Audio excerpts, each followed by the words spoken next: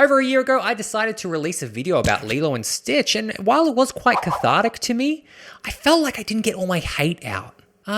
Don't get me wrong, like this series is like injecting chemical nostalgia into my cholesterol-dense bloodstream. It's like hearing the MSN Messenger sound or that little music that plays when the little New Zealanders are running around their underground holes. It's just part of that early 2000s era that just fills me with happiness. Right before I realized how cooked life was going to be.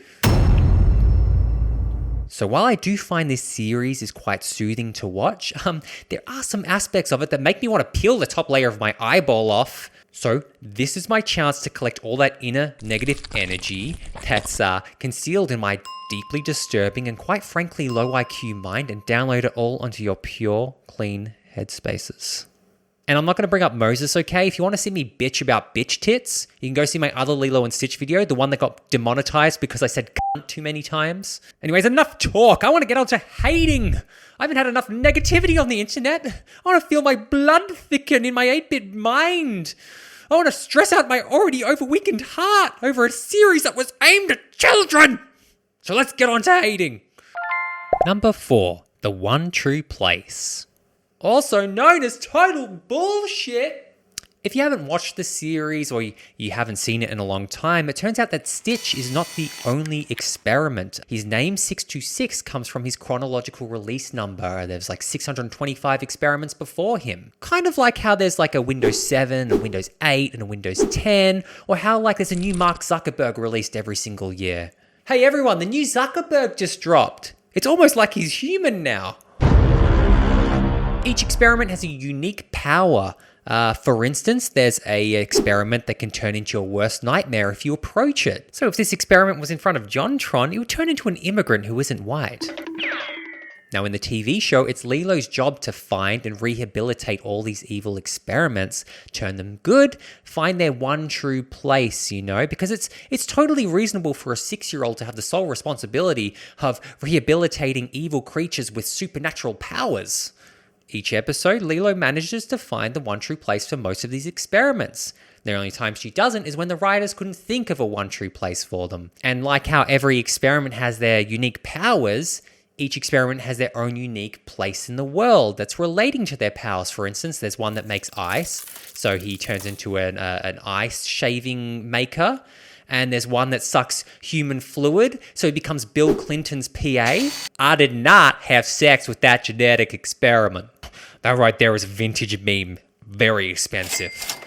However, there are some one true places which are absolutely stupid. So here's a quick list of my most hated one true places. There's Yarp, an experiment that makes a horn sound. The experiment's balls are strapped to electrodes that get activated when someone presses a button if an alien is ever spotted. The only way they could have made this creature any less useful is if they put his whole body through a wood chipper. But even then, the malted proteins could at least feed some plants. Shoo. This guy has the power to give nearby people endless luck. Think about the possibilities. You could put this guy in a hospital. Suddenly, cancers start retreating. Treatments start working. Health insurance claims start getting paid. And then Super Mario characters wouldn't have to take drastic action. But instead, what does Lilo do? She puts him on a privately owned mini golf course, so anyone that plays gets a hole-in-one on one particular hole. Not only would that ruin the fun and the challenge of the course, it's also a completely ludicrous use of this goddamn experiment. Lilo should frankly be fired from this experiment rehab program. Shush. An experiment that can tap into any conversation nearby. So Lilo decides to give it to the government to power the NSA. Thanks for destroying freedom, Lilo! And finally, every experiment which Mrs. Hasegawa has ever collected. Okay, so it turns out that this ancient fruit lady who's legally blind has been accumulating experiments over time. And not just any experiments, the dangerous ones. There's one that's like literally eating the foundation of her home. There's one that shoots snot that dissolves any material that it touches. And there's even one that blows her sky high.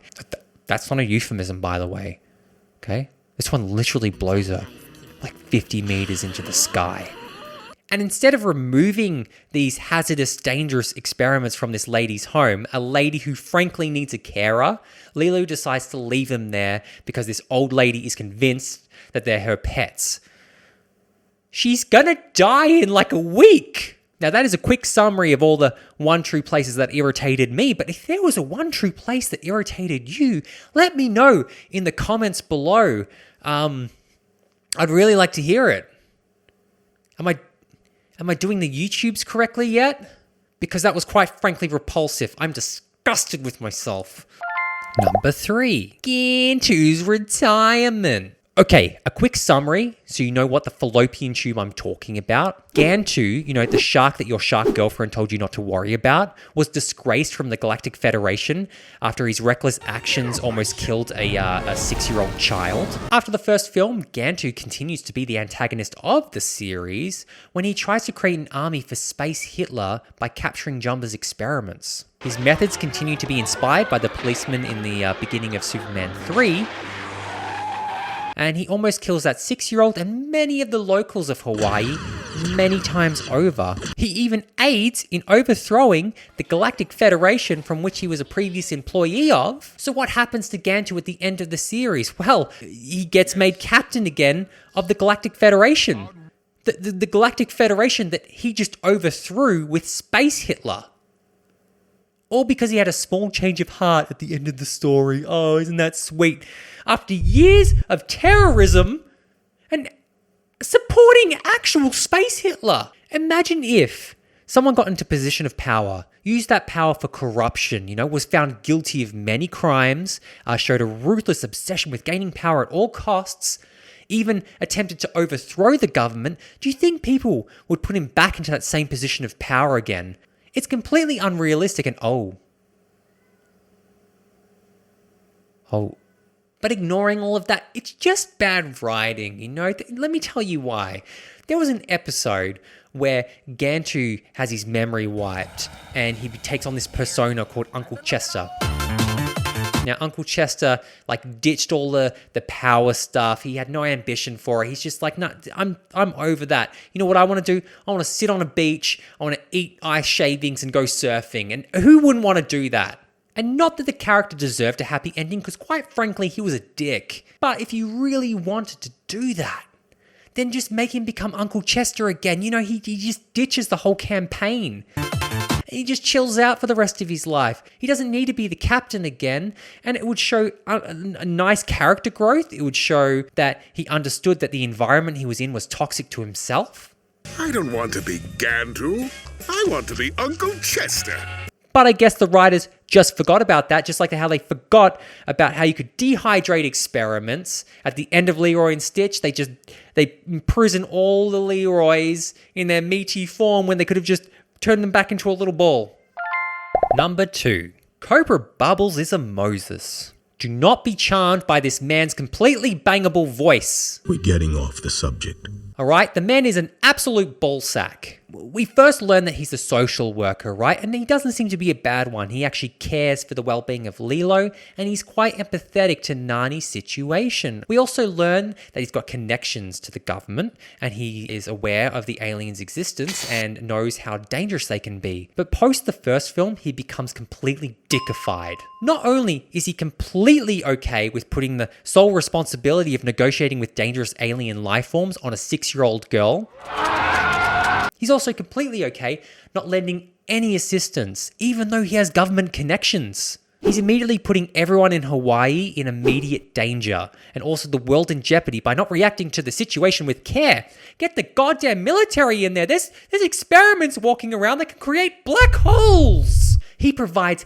zero support to Lilo, even though she's risking her life every single day to defend the Earth from chaotic threats, but he's more than happy enough to take them off her hands once she's done all the hard work. Remember when Lilo saves the planet from an asteroid that's about to collide with the Earth and destroy life as we know it?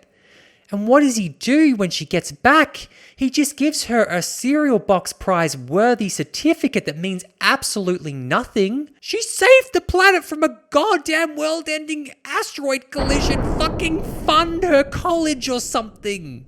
Oh, that brings me to another point. That asteroid episode did my head in. Remember when Cobra Bubbles goes over to Nani's place to try and take their spaceship, their only means of getting off the planet to save key people, which we all know would be health insurance CEOs. He provides no financial support, meaning Nani has to work menial jobs just to survive, just to scrape by, even though her house is destroyed on a daily basis. Cobra Bubbles? More like cock bro buttholes, am I right? Number 1. Myrtle gets away with everything. Right from the get-go, we have to watch how this relentless toad completely destroys Lilo on a daily basis. The lengths that this little depraved shit goes to completely remove Lilo's self-sense of worth borders on psychopathy. Now, I'm not going to go into detail of every scene this little inflamed anus is in because, quite frankly, I would die of misery by the end of it. And I'm sure you're all thinking of that one scene that made you want to cut the tops of her eyelids off so she's forever getting particles in there.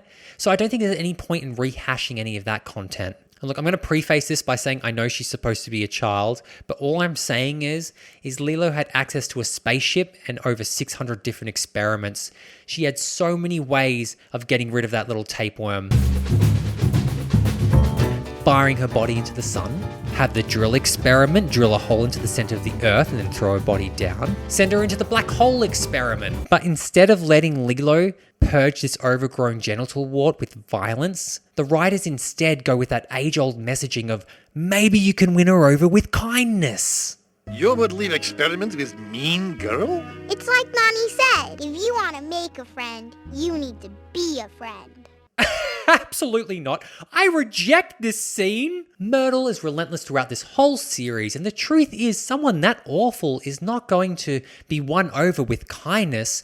Quite the opposite. Someone who goes to the lengths of insulting your dead parents, insulting you every single day, outcasting you from every single person in the school, is not going to be like, oh, kindness. Oh, what was I doing this whole time? Oh, I feel so bad. No, they're going to be like, kindness? You have shown weakness. Get in that locker. Ask me how I know. I played D&D and World of Warcraft in high school. How do you think that panned out for me? Now, I know that some of you who have an unhealthy relationship with this series like I do will be saying, but Mr. Rant, isn't it true that later on in the series we see that Lilo is standing up to Myrtle a little bit more? And Nani at one point says you shouldn't be friends with people who are mean to you. Doesn't that absolve all the sins of the whole series? Well, first of all, don't call me Mr. Rant. Mr. Rant is my father. And second of all, Lilo and Stitch. This little tub of half-composted tobacco spit gets brought into the Ohana even after all she did. Yeah, she gets brought in to the picture of the Ohana at the end of Lilo and Stitch, which undermines everything that they try to say near the end of the series. Myrtle ultimately gets away with everything. There's no punishment. There's no lesson to be learned for her. Rewatching the series, I can't believe I've rewatched this series, but rewatching this series for like the 5th time, you have to sit through all these scenes knowing at the end she's not going to be mulched up by the lawnmower experiment. Lilo never gets that chance to confront Myrtle and tell her how she truly feels and put that little shit in her place. Oh, I just thought of another one. Melt Myrtle with the melting experiment and then make her friends drink it. Drink your dead friend! Well, I think I've truly covered Lilo and Stitch. Yeah, I think all the hate has vacated my body. And I'm ready to move on. Maybe I should look at some Google searches to give me some inspiration for my next video. How about like, I hate myself, my life. Oh. Moses is a cunt.